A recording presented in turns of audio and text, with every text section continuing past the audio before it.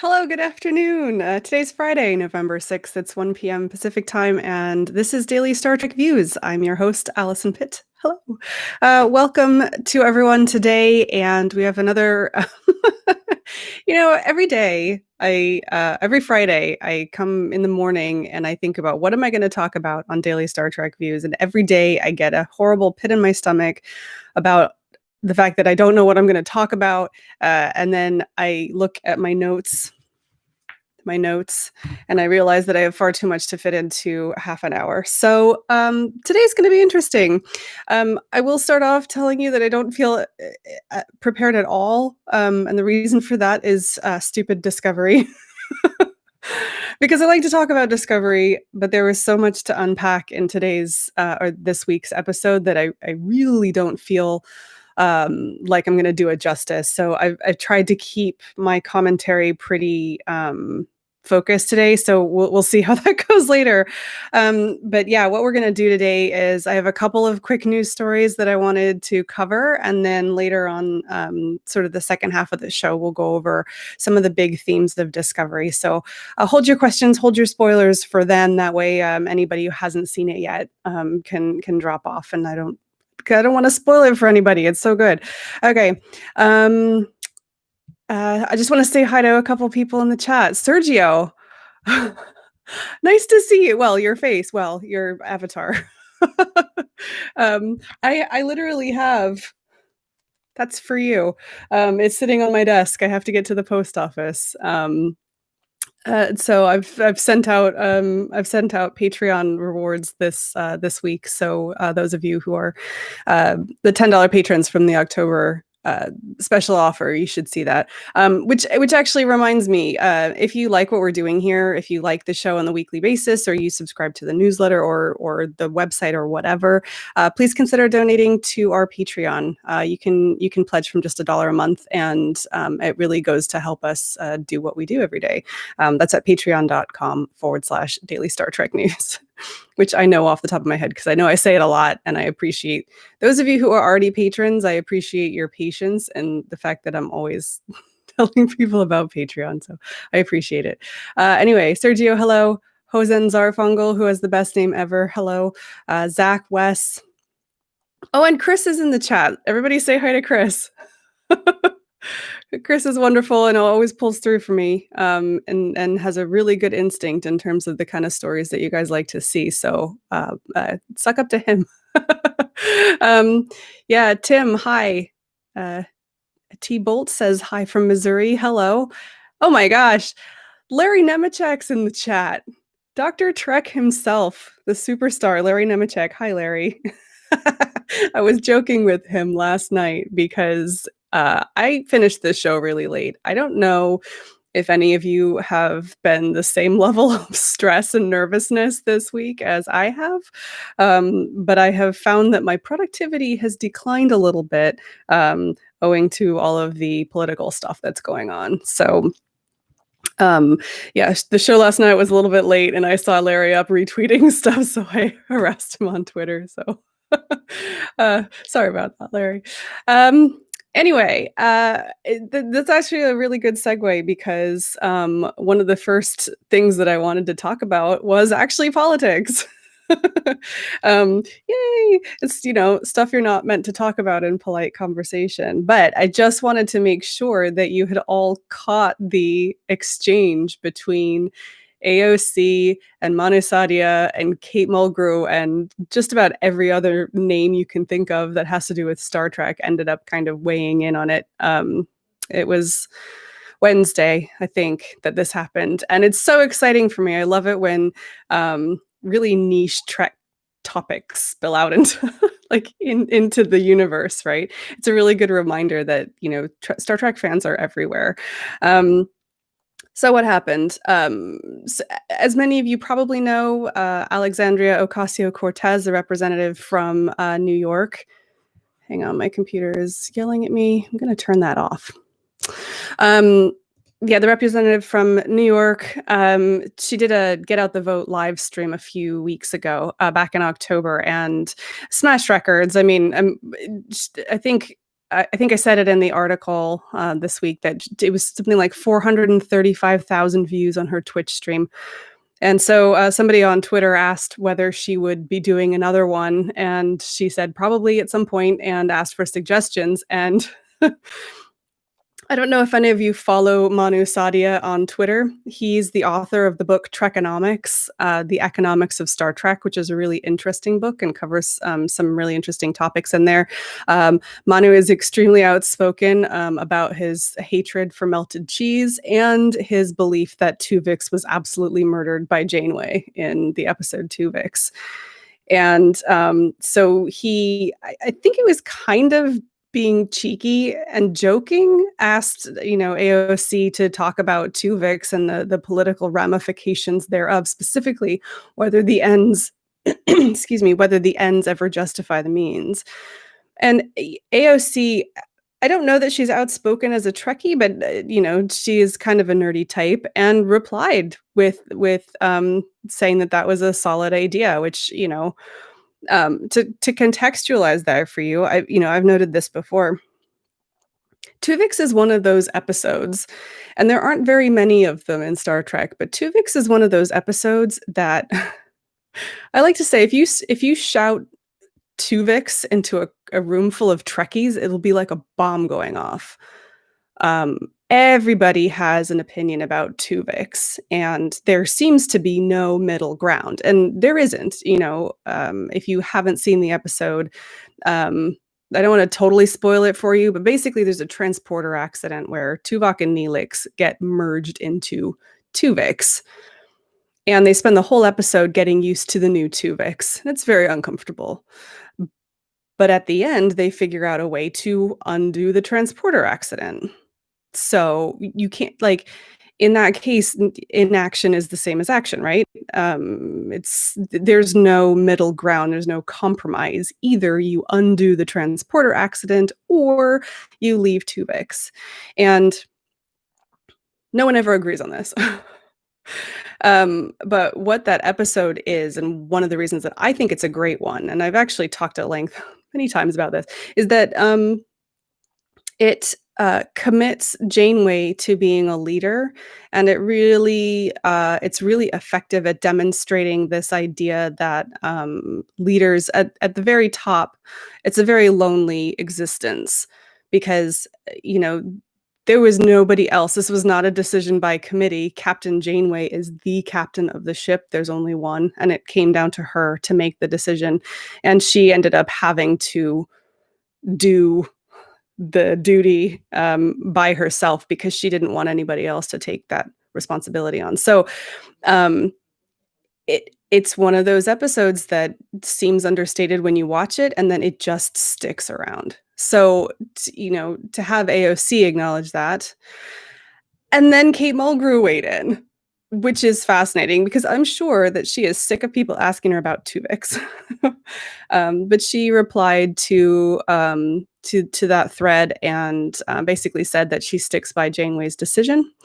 And then AOC did a little fangirling back. And it was really wonderful to see. It was just such a fun little moment on Twitter when, because I actually happened to be on Twitter when all that happened. And it was like,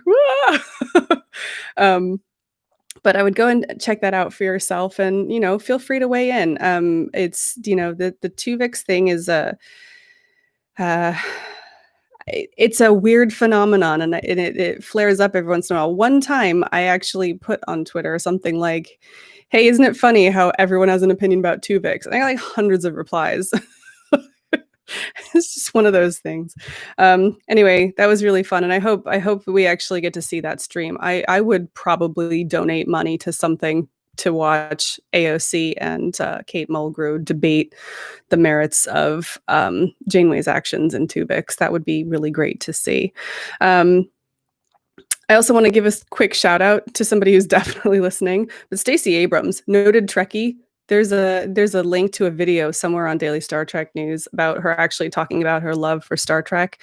And she's done a phenomenal job over the last couple of years of mobilizing the vote and getting people who were previously disenfranchised in the state of Georgia to make their voices heard, and that's made a huge difference in this election. And it's I,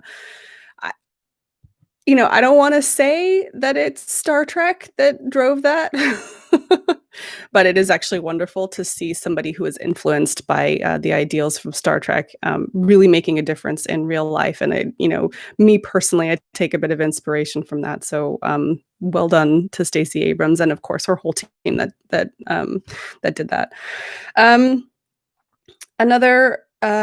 Another little news clip that hasn't quite made it into the show this week, and I might cover it next week. Some of you may have noticed that a new Axanar trailer dropped.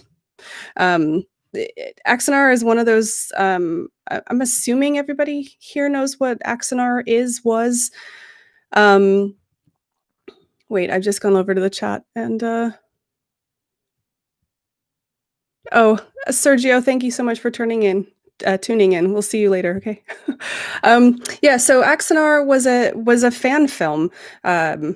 Is a fan film. Honestly, I haven't followed it as much. So Axanar is a fan film, and it broke records in terms of fundraising and indeed the quality of production. I remember when I first saw the trailer for Axanar years ago, I was just blown away by the quality of acting, by the quality of the sets, the mood that they were setting in it, and it very famously and very high-profilely got, I don't know what the right term is, but I think they got sued for copyright infringement from Star Trek. It just got too big, and it's sad because it was a natural progression of the fan film industry for Star Trek. There are a number of other fan films or fan type productions out there. Star Trek Continues is a notable one. Renegades is a notable one. There are others. I'm not very much of an expert on those. I apologize.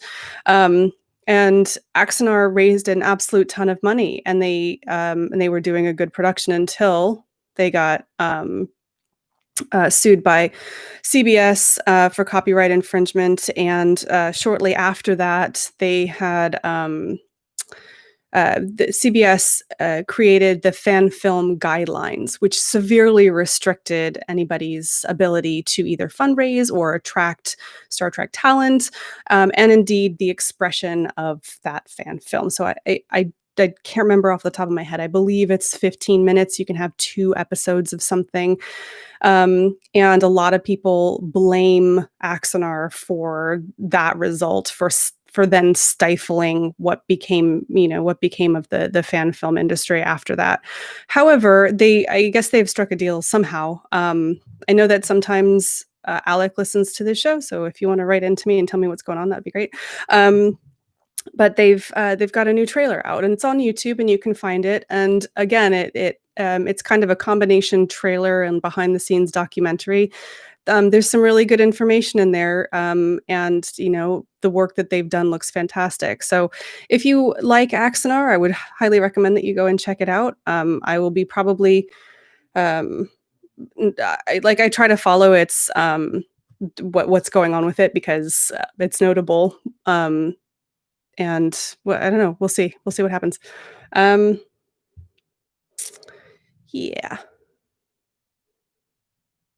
Yes. Okay. So Larry Nemecek has raised it that I'd completely forgot about. So a couple weeks ago, with the Trek the Vote campaign, the Biden Victory Fund event with a whole bunch of Trekkies, Larry was actually the one who did the trivia for that trivia section, which was a really wonderful honor. And what a great honor to watch these like highly respected politicians like getting stumped with your trivia. That's wonderful. Yeah, so finally, the last sort of news thing, and I'm trying to cover this stuff real quick so we can get on to Discovery. There is a really interesting discussion going on Twitter. That's sort of so the biggest episode for Daily Star Trek News this week was definitely Monday's episode, where I talked about an article. It was actually an interview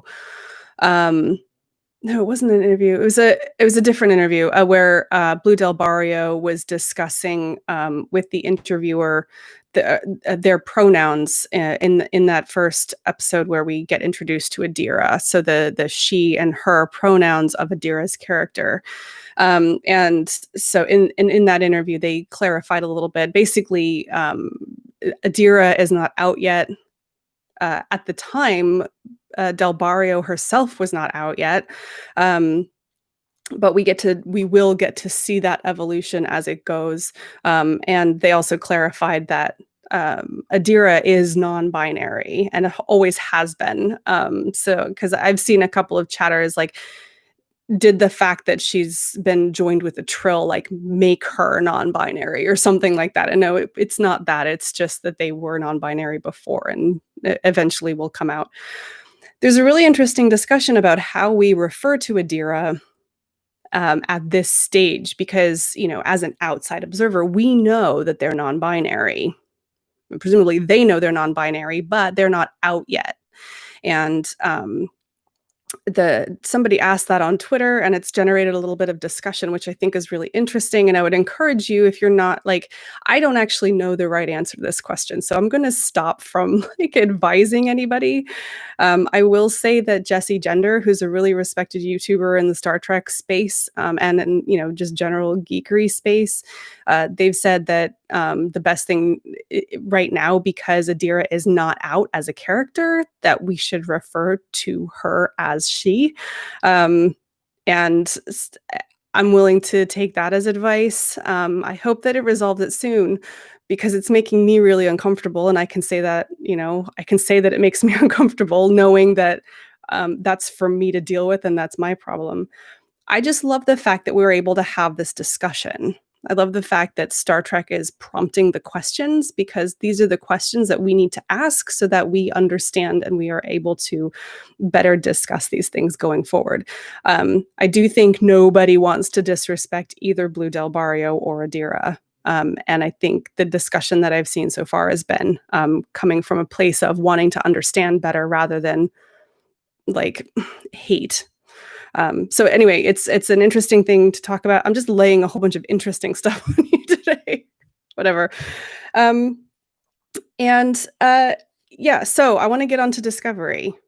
So before we do that, I just want to remind you again, for those of you who participated in the October special offer and Patreon, those have gone out in the mail, so you should get those soon, hopefully. And for anybody else, please check out our Patreon. You can join from just $1 a month, and we occasionally run giveaways and special offers and things like that. It's patreon.com/Daily Star Trek News. So thanks a lot. All right, I'm just going to have a quick look at the chat and see what we're talking about.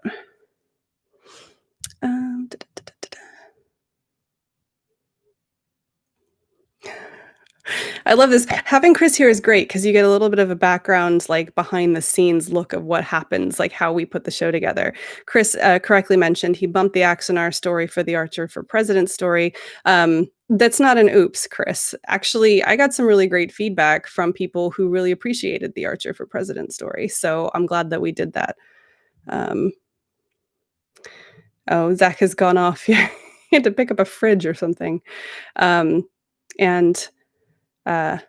Wes, yes, Jessie Gender is fantastic. They're really good.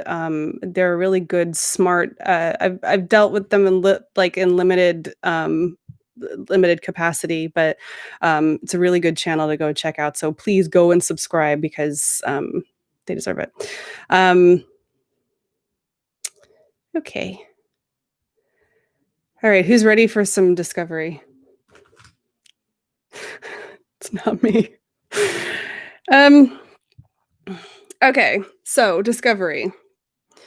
I'm going to tell you first kind of how I'm going to tackle this, and then we'll get to it. So there is a lot that happened in this episode of Star Trek Discovery. This is this is what made me laugh on the show today, because I cannot remember the name of this episode. Every time I try to say it, it's gone, and it's ironic because it's called Forget Me Not. Go figure. But yeah, there was a huge amount in this episode to unpack, and I will not do it justice in the next 11 minutes. It's just not going to happen. So I'm going to talk a little bit about some themes, and then I'll do a little bit of a deep dive on one particular topic that I think it's important to talk about. So bear with me. Leave me some comments. We can talk about them at the end too, and that would be great. So I wanted to point out that this was another, I'm a fan of the A plot, B plot story arc, and this was another of that type of episode, which is fantastic. There's a big A plot, which was, excuse me, the A plot was taking Adira to Trill, the B plot being Saru and the ill-fated dinner party. Dinner party. Sorry, that's a Mythic Quest reference, that you should go and watch that show too. And then, of course, the story arc where they are looking still for the Federation. Some thoughts on the plot. This was the first episode where I kind of went, it's still Discovery. I think at this point I can say enough to say that I'm never really gonna be a Discovery fan. I mean, it's fine. But this was the episode for me that reminded me that it's still the same sort of it's keeping a consistent tone with seasons 1 and 2, although the way it's put together is a little bit different. It's just not quite for me, which is fine. I'm just not that into heavy drama. We tend towards melodrama in Star Trek Discovery, and that tends to take me out of it a little bit, which just dampens my enjoyment. So it's fine. I'm not knocking it. It's just not quite my cup of tea. One thing that I really do take issue with, and I thought we were going to move away from, and we did not. I will say this now, and I will try not to say it for every episode for the rest of the season. I don't appreciate the fact that everything's always about Burnham. I don't like the fact that we have a main character in Star Trek. That really bothers me. I don't mind having a leader. So Star Trek TNG is kind of like my TNG, or my Star Trek. And you could argue that Picard maybe is, but he's just the leader. There's no star of Star Trek: The Next Generation. And Discovery, the star of Discovery, is undoubtedly Michael Burnham. And I'm sorry I keep coughing today. I apologize. It's not great to watch on camera, so sorry. Sorry, I lost my train of thought. Michael Burnham. They shoehorn her into plots she has no business being in the name of keeping her as a main character, and that bothers me. And I will give you a very concrete example. Michael Burnham had no business being on the surface of Trill. And I know they did a good job of trying to justify that, but if you take out all of the drama and the fact that it's super Burnham-centric, the medical officer, doctor, should have been with Adira on the surface. He's a Starfleet officer. He would have been absolutely well equipped to defend them when all that happened. It should have been Culber down on the surface. But explain that away. It's fine. I'm okay with Burnham being there because it was a growth moment for her too. She absolutely had no business being in the damn pool. Why, from an in-universe perspective, they were worried about Adira and whether she would survive. But when it came to Burnham going in, it was like, yep, go for it. And I also feel narratively that having Burnham be part of Adira's big moment was robbing that character of a really, really important growth opportunity. And I say that as a parent of a teenager. Burnham had no business being in the pool with Adira, and I recognize that she helped calm Adira down. Adira didn't need that. From a narrative perspective, I feel really strongly that Adira should have had to deal with that on her own, and they should have written it in such a way that she found her own strength to allow her to find her memories and reconnect with the Trill. I don't think Burnham had any business being there, and I think they shoehorned it in because she's always the star of the show, and that's just not like, I just don't like to see it. I feel super I don't know if you can tell. I feel super strongly about that. And they just don't need to do it. This episode would have been just as strong if they had had Burnham be up on the ship and be part of that dinner. In fact, I think that actually could have been really interesting because she has had a different experience than the rest of the crew, but she has her own trauma to have to deal with, and to have her been part of that dinner instead would have been a really for me, much more interesting interaction. Hashtag rant over. Into another rant. This is not fresh snow. This is absolutely not fresh snow, and I'm giving up now that we are in fresh snow. I'll hold out for season 4. Maybe we'll see that. But we are absolutely heading to Calypso. There is no doubt now that we are heading towards Calypso. The whole thing, down to the Buster Keaton films, in I don't know how I can make it any more clear. I loved what they did with the voice of the computer. That was really cool. And actually, I'm kind of looking forward to it. I am really actually looking forward to seeing what happens to this ship and with the computer. But like, boy, it couldn't have been more obvious that they're heading straight for Calypso with this, which is fine. But I really don't like the feeling of knowing where we're ending. That was part of my issue with seasons 1 and 2 of Discovery, is that regardless of what happens, we know that it ends because eventually we get to TOS. And one of the big advantages of being in the 32nd century is that there's no TOS coming. We don't know what's coming, except now we do. There's a short trek that happens at some point in the future. The best outcome now is that happens in the middle of this season, then we can move beyond it. But right now it just feels like, all right, I'm just watching things happen before we get to Calypso. Hashtag that second rant over. But on the whole, those are all things that I'm probably not going to talk about, in future episodes of Discovery, because I feel like those are things that are just never going to get resolved. We're not in fresh snow. Burnham's always going to be the center of attention, whatever. Outside of those issues, I actually really enjoyed this episode. It made me cry. Just, I hated this stupid, like, space magic aspect of it. I really hate it when they do that in Discovery. I hated it with the time crystals. Ugh.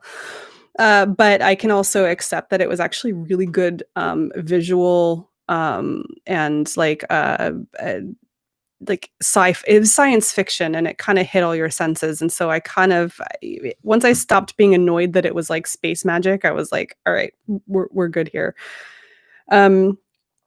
I want to talk specifically about the whole scene with Adira and Gray. That's the bit that made me cry, which, it was absolutely meant to. These are two really, really young actors, and there were a couple of moments where I felt like the acting was a little bit stilted, and fine, they're very young, but I think that it was wonderful to me, being a cisgender white heterosexual woman. It was a pair of young people that have very non-conforming gender identities, and they had a believable, realistic relationship on screen that I thought felt natural and totally normal. And it's only after the fact that you start to think about it and you go, we never see that. And here we are, we're seeing it. And I can't speak highly enough of the production team for doing that. Because it's important. They haven't done the thing of just like, oh, it's fine, they're just the way they are, but it doesn't affect the plot. This is important to the plot. They've put it front and center, and they've made it feel as natural as any other pair of people in a relationship, and I thought that was wonderful. I did have a moment where I was like, "Ooh, is this the fridge trope?" Did Gray have to die? This is the same thing this is the same issue that I had when Culber died. Like, you have to kill him off to give Stamets motivation, and I don't think that's the case here. And remember that these two characters, Gray and Adira, were developed. Um, with the consent and help of GLAAD, and also with the help and consent of the two actors as well. So I think we can pretty much put that problem to rest and count that these characters are expressing an authentic type of experience for them and who they are, which is kind of wonderful to see, and it just made me so happy. Um, and then the final thing that I just want to say about this episode, and one of the reasons that it comes out on top despite all of the other complaints that I had, was that here we have an episode of Star Trek that is finally committing to dealing with the trauma of its characters. And a major complaint that I had from the first couple of seasons, and the example that comes to mind is actually in the first season of Discovery after Culber's death.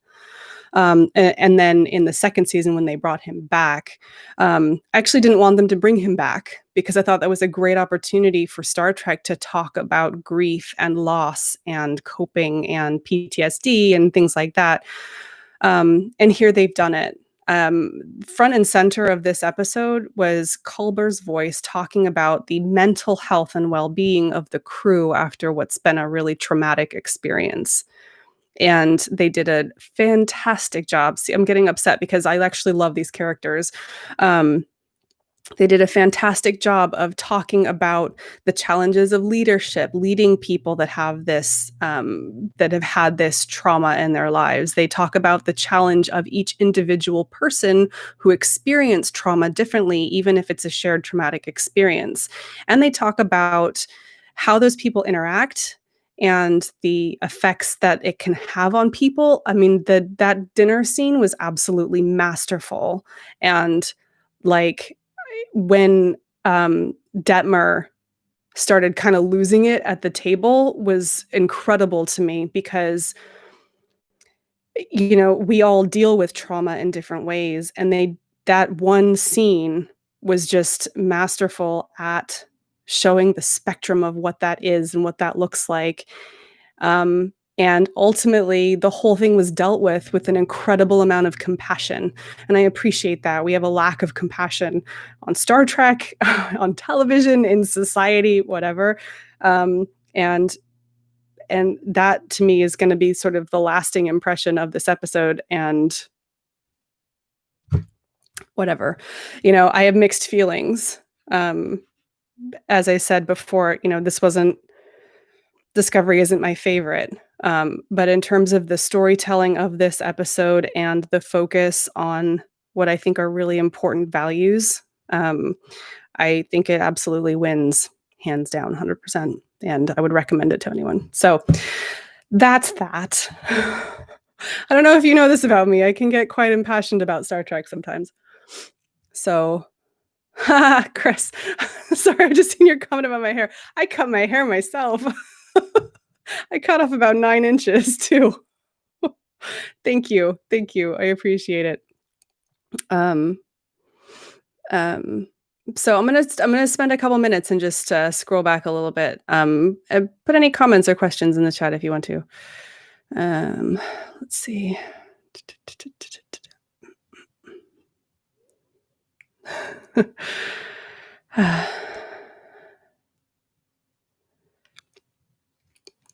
Yeah, the movie night on the Enterprise I thought was wonderful. It was like, could we be more obvious that we're going to Calypso? Because in Calypso, it was in the shuttle bay, wasn't it? That Zora is Zora, right? That's weird. I've just thought about that. Sorry, I got went off into my own mind there for a second. Because Zara is that traitor guy that was in episode 2. And Zora is the computer from Calypso. But yeah, it's there that that she kind of becomes the hologram to dance with Kraft. Um, so yeah. And Hosen Zarfungal has said, I thought it was deep when Culber asked Detmer if she was okay, and she just flat out said no. Yeah, normalized to accept that we need help sometimes. Yes, I agree. And I think that okay, so we talk about representation a lot with underrepresented minorities, for instance, and that includes LGBTQ representation on screen. And in fact, earlier in this episode, I talked about the fact that you have Gray and Adira representing non-gender conforming, non-binary people on screen, and how important that is, just for us as an audience to see that as being normal. The same is true, I believe, for mental health issues, because the spectrum of mental health issues is so broad that it's not just you're schizophrenic or you go on a murderous rampage or you're suicidal. There's a whole bunch of other things that are happening in there.